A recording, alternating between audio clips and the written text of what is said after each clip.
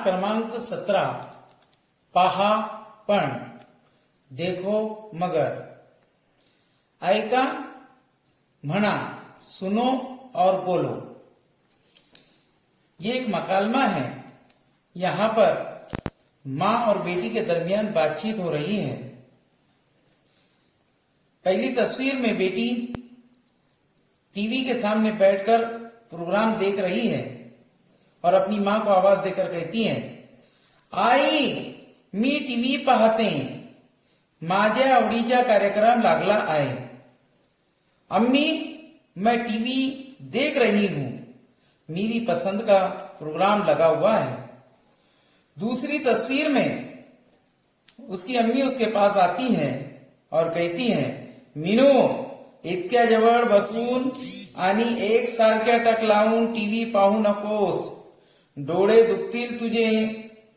यानी उसकी अम्मी उसके पास आकर कहती है कि मीनू इतनी नजदीक से बैठकर टीवी ना देखो और एक जैसी नजर से ना देखो, वरना तुम्हारी आंखें दुखेगी।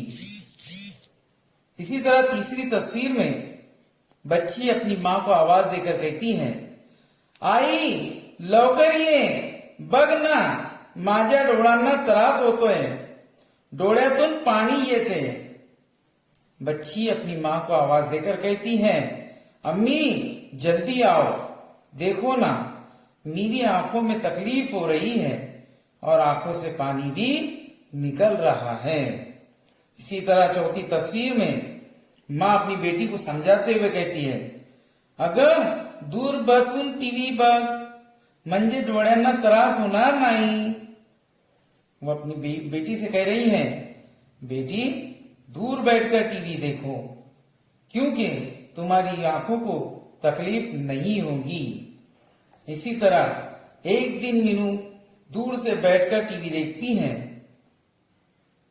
मीनू आज नाही तुझे डोळे दुखणार, अन बरं का मीनू टीवी खूब जवळून बघू नये। मीनू को उसकी माँ कहती है, आज नहीं तुम्हारी आंखें तकलीफ देगी, अनबर का यानी टीवी खूब दूर से देखा करो, यानी दूर बैठकर ही टीवी देखा करो। तो इसी तरह हमने भी जब भी प्रोग्राम देखना है टीवी पर तो हम दूर बैठकर ही टीवी का प्रोग्राम देखा करें, वरना हमें भी आंखों की तकलीफ होगी।